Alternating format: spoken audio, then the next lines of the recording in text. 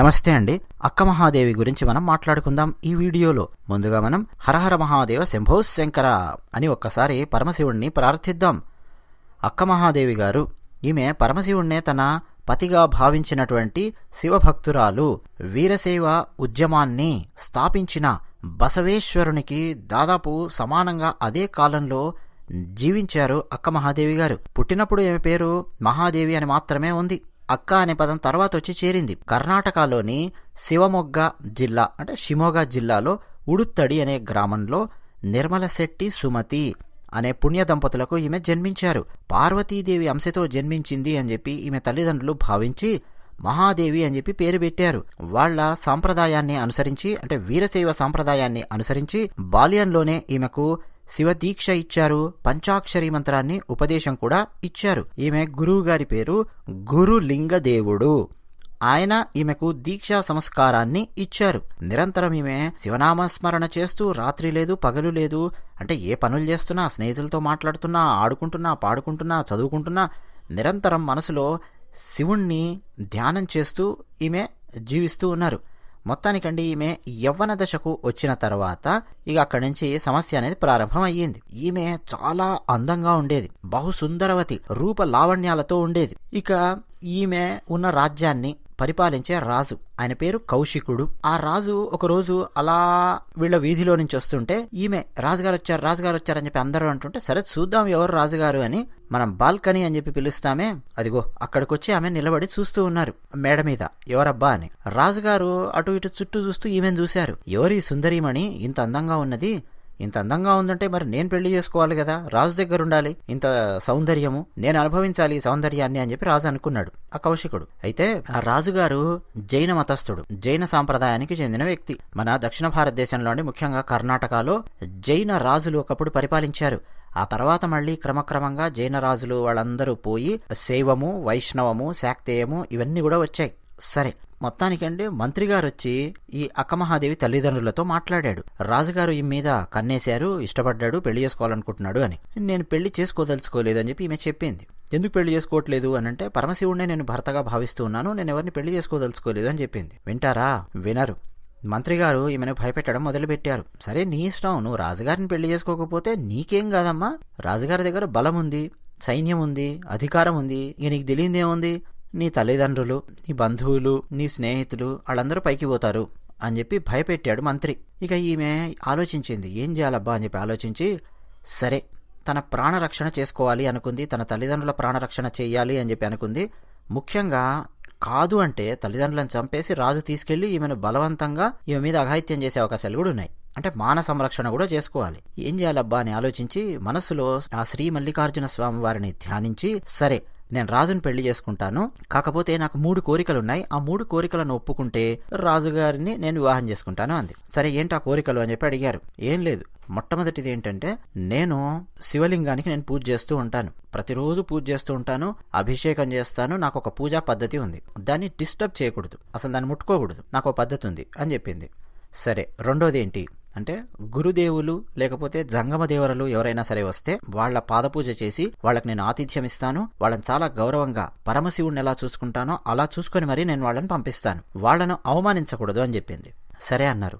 మూడోది ఏంటి అంటే నేను ఇప్పుడు ఒక దీక్ష, ఒక వ్రతంలో ఉన్నాను, కొన్ని వారాల పాటు అది నడుస్తుంది, అదంతా అయ్యే వరకు ఆ కౌశికుడు, ఆ రాజున్నాడే, ఆయన నా దగ్గర వివాహ ప్రస్తావన తీసుకురావద్దు, అసలు ఆయన నన్ను ముట్టుకోవద్దు అని చెప్పింది. సరే అని చెప్పి తలూపాడు. మొత్తానికి ఈమె రాజభవనానికి వెళ్ళింది. అక్కడ తీసుకొని వెళ్ళారు మహాదేవిని. అక్కడే ఆమె ఒక పూజా మందిరంలో శివలింగాన్ని పెట్టుకొని ప్రతిరోజు శివలింగానికి అభిషేకం చేస్తూ ధార్మిక చింతనలో గడుపుతూ ఉండేది. ఇలా ఒక 5 వారాల కాలం గడిచింది. ఈ 5 వారాలలో కూడా ఈమె దగ్గరికి జంగమదేవరలు వీళ్ళందరూ వస్తూ ఉండేవారు.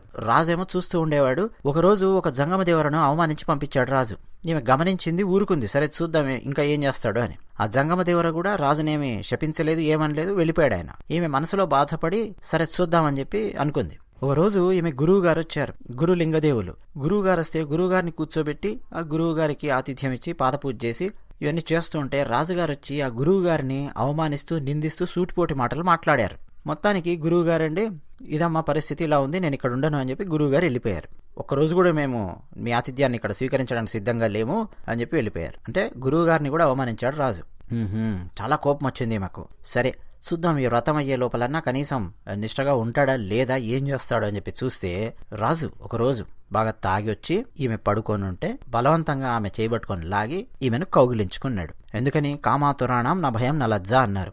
నా విరహ వేదన నేను అనుభవిస్తున్నాను అని చెప్పి గట్టిగా ఈమెను కౌగిలించుకున్నాడు. ఈమె మీద అఘాయిత్యం చేయబోయాడు. చాలా కోపం వచ్చింది ఈమెకు. విసిరి కొట్టింది రాజును.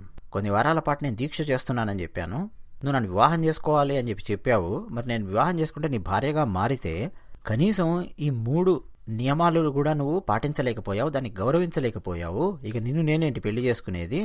ఈ శరీరాన్ని నువ్వు అనుభవించాలని చెప్పి నువ్వు అనుకుంటున్నావా? ఈ శరీరం మీద నీకు వ్యామోహము, చిచి అని చెప్పి తన చీర లాగి విసిరి రాజు మీద పారేసింది. తన వెంట్రుకలుంటాయి కదా, వాటిని మొత్తం తన శరీరంలాగా కప్పుకుంది. అక్కడి నుంచి అండి బయలుదేరి బయటికి వచ్చేసింది. అందరు ఆశ్చర్యపోయి చూస్తున్నారు. అంటే దిగంబరిగా లేదు, కేశాంబరి అని చెప్పి పిలుద్దాం మనం. కేశములనే తన వస్త్రములుగా తయారు చేసుకున్నారు అక్క మహాదేవి గారు. బహుశా ఇలాంటి వ్యక్తి ఇక మన భారతదేశంలో ఎవరు కనిపించరేమో. ఆవిడ అలా మారిపోయారు. ఈ శరీరం గురించి ఎందుకురా బాబు ఇంత కొట్టుకుంటారు? నాకు అసలు నీ మీద వ్యామోహం లేదు, ప్రేమ లేదు, ఏం లేదు. నా మనసు మొత్తం శివుడి మీద ఉంది. అయినా సరే ఈ శరీరం మీద ఎందుకు ఈ వ్యామోహము? చీచి, అసలు ఏంటిదంతా అని చెప్పి మొత్తానికి చీరదీసి అక్కడ వారేసింది. ఇక కేశాంబరిగా అండి మహాదేవి బయటికి వచ్చి కళ్యాణి అని చెప్పి ఒక నగరం ఉంది, అక్కడికి వచ్చింది. అక్కడ గురుదేవులు, వీరశైవులు వాళ్ళందరూ అక్కడ ఉన్నారు. బసవేశ్వరుడు ఆయన కూడా ఉన్నాడు. అనుభవ మంటపం అని చెప్పి పిలుస్తారు. అక్కడికి వచ్చి కూర్చొని ఆమె మాట్లాడుతూ ఉంటే, శివతత్వం గురించి మాట్లాడుతుంటే పక్కనున్న వాళ్ళందరూ ఆశ్చర్యపోయారు. అందరూ అక్క అక్క అక్క అక్క అని చెప్పి పిలవడం మొదలుపెట్టారు. ఎందులో అక్క? జ్ఞానంలో అక్క, వైరాగ్యంలో అక్క, శివతత్వాన్ని అర్థం చేసుకోవడంలో అక్క, మహానుభావురాలు అక్క మహాదేవి అని ప్రతి ఒక్కరు పిలవడం మొదలుపెట్టారు. అయితే ఈమె ఇప్పుడు ఆ కేశాంబరిగా అక్కడికి వెళ్ళింది కదా, ఎవ్వరి లోపల కూడా కామ వాంఛ గాని కామ వికారం గాని ఎవరికి కలగలేదు. ఆమెను చూస్తుంటే ఒక దివ్య తేజస్సును, అగ్నిని చూస్తున్నట్టుంది ఆమెను చూస్తుంటే అందరికీ. ఆమె నుంచి జ్ఞానాన్ని పొందుతూ ఉన్నారు అందరూ. ఇక అక్కడి నుంచి అండి ఆమె నేను ఇక్కడ ఉండను, శ్రీశైలం వెళతాను అని చెప్పి బయలుదేరి పరమశివునిలో ఐక్యం కావాలి అని చెప్పి అలా నడుచుకుంటూ వచ్చింది. ఇక దారిలో అడవి, మృగాలు, దొంగలు, ఎన్నెన్నో సమస్యలు. ఆ సమస్యలన్నింటినీ అధిగమించి శ్రీశైలానికి ఆమె ఎలా వచ్చిందంటే ఆ కాలం ఒకసారి ఊహించుకోండి.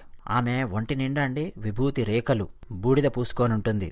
అద్భుతంగా త్రిపుండ్రములు ధరించి ఉంటుంది విభూతితో. అలాగే మొత్తం కేశాలే అంబరంగా కలిగి ఉంటుంది. ఆమె శ్రీశైలానికి వచ్చి శ్రీశైల మల్లికార్జున్ని దర్శనం చేసుకుని శ్రీశైలంలో పాతాళ గంగలో ఒక చిన్న పడవ లాంటిది ఉంది. అక్కడి నుంచి ఆమె ప్రయాణం చేసి గుహలున్నాయి అక్కడికి వచ్చి కూర్చుంది. వాటిని అక్క మహాదేవి గుహలు అని చెప్పి పిలుస్తారు ఇప్పటికీ.